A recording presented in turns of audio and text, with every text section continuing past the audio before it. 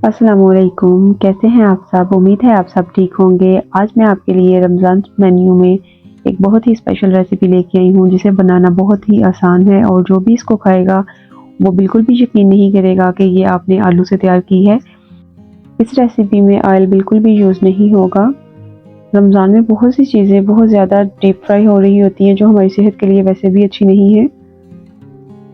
तो चलिए आइए बिना टाइम वेस्ट किए इस रेसिपी को बनाना स्टार्ट करते हैं। सबसे पहले मैंने 3 आलू ले लिए और उन्हें अच्छी तरह से धो के पीलर की मदद से छील लिया। अब हम एक ग्रेटर ले लेंगे और अच्छी तरह से तमाम आलूओं को अच्छी तरह से ग्रेट कर लेंगे। मैं इसी पानी में आलू को ग्रेट कर लूँगी। आलू बहुत जल्दी ऑक्सीडाइज़ हो जाते हैं जिसकी वजह से ये ब्लैक होना शुरू हो जाते हैं, तो हम इन्हें पानी में ही ग्रेट करेंगे ताकि इससे इनकी रंगत खराब ना हो। सारे आलू मैं इसी तरह अच्छी तरह से ग्रेट कर लूँगी।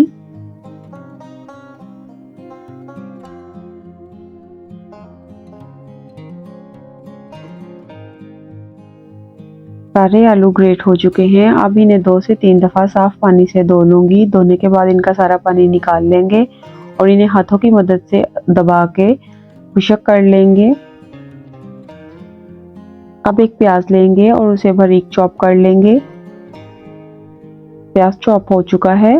अब हम आलू लेंगे, इन्हें अच्छी तरह से हाथों की मदद से दबा के मैंने इनका सारा पानी निचोड़ लिया था। अब इसमें प्याज शामिल कर देंगे।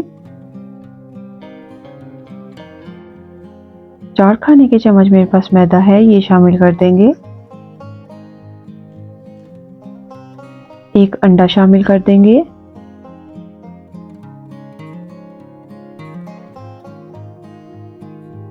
हाफ टी स्पून हम इसमें नमक शामिल करेंगे और हाफ टी स्पून ही हम इसमें कुटी हुई सुरख मिर्च शामिल कर देंगे और क्वार्टर टी स्पून हम इसमें ऑरिगेनो शामिल करेंगे।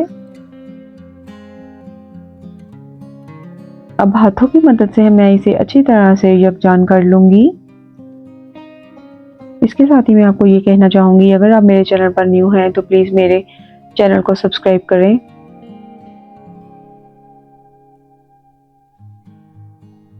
सारे बैटर को अच्छी तरह से मैं हाथों से मिक्स कर लूँगी।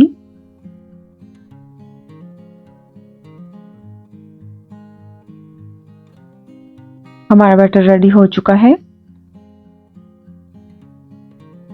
अब हम फ्लेम को ऑन करेंगे। हमें इसे बहुत ज़्यादा हाई फ्लेम पे फ्राई नहीं करना, हमें फ्लेम को बहुत स्लो रखना है। अब हम एक पैन लेंगे, इसको फ्राई करने के लिए हमें बहुत ज़्यादा ऑयल की ज़रूरत नहीं है। हमें इसे 1 टेबल स्पून से भी कम ऑयल में फ्राई कर लेंगे। 1 टेबल स्पून से भी कम ऑयल हम इसमें शामिल करेंगे और इसको ब्रश की मदद से पूरे पैन में ग्रीस कर देंगे। ग्रीस करने के बाद हम इस बैटर को टिक्की की शेप में इस तरह से मिनी पिज़्ज़ा की शेप देके फ्राई करेंगे। और याद रहे मैंने फ्लेम को बहुत स्लो रखा है, फ्लेम को ज़्यादा हाई मत कीजिएगा। उससे क्या होगा कि ये नीचे से जल जाएंगे और अंदर से कच्चे रह जाएंगे। तो लो फ्लेम पे हम सारी इस तरह से मिनी पिज़्ज़ा की शेप में सारे बैटर को डाल देंगे और उसको लिड से कवर कर देंगे ताकि ये अंदर से अच्छी तरह से पक जाए। 4 से 5 मिनट के लिए इसको कवर करेंगे। आप फ्लेम चेक कर सकते हैं, मैंने फ्लेम को बहुत स्लो रखा है। 4 to 5 मिनट के बाद हम इसकी लिड उठाएंगे और इसकी साइड चेंज कर देंगे। साइड चेंज करने के बाद अब हम इसको असेंबल कर लेते हैं। इसको असेंबल करने के लिए मैं इसके ऊपर सबके ऊपर थोड़ी थोड़ी चीज़ शामिल करूंगी। सबसे पहले हम सबके ऊपर थोड़ी थोड़ी चीज़ शामिल करेंगे। चीज़ शामिल करने के बाद इसके ऊपर हम टमाटो का एक एक स्लाइस रख देंगे। टमाटो स्लाइस को मैंने गोल शेप में कट किया है। इस तरह से हम सारे टमाटो इसके ऊपर रख देंगे और इसके ऊपर फिर से हम चीज़ की एक लेयर लगा देंगे।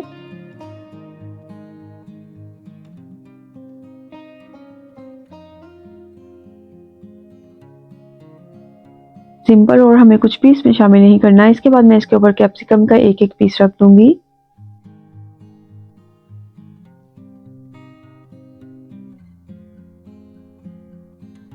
अब हम इसके ऊपर कुटी हुई सुरख मिर्च और ओरिगेनो छिड़क देंगे और इसको लिड से कवर कर देंगे। ओरिगेनो हमें सेम पिज़्ज़ा का टेस्ट देगा।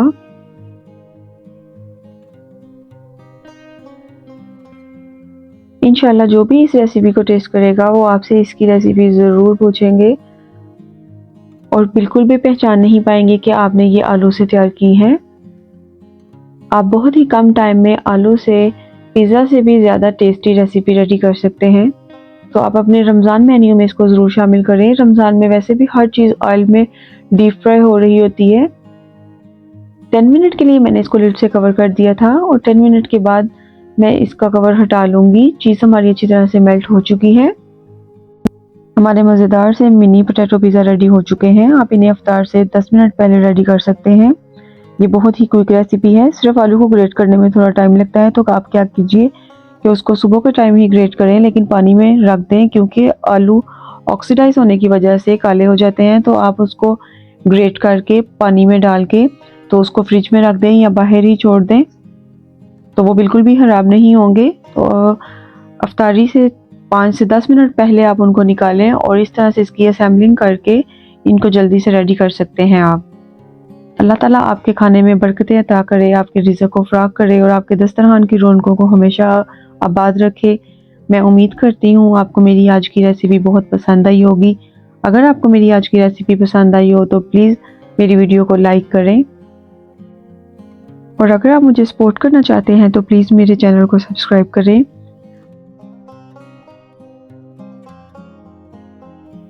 और अगर आप मुझे सपोर्ट करना चाहते हैं तो प्लीज़ मेरे चैनल को सब्सक्राइब करें। आपके सब्सक्राइब करने की वजह से मुझे बहुत ज़्यादा मोटिवेशन मिलती है।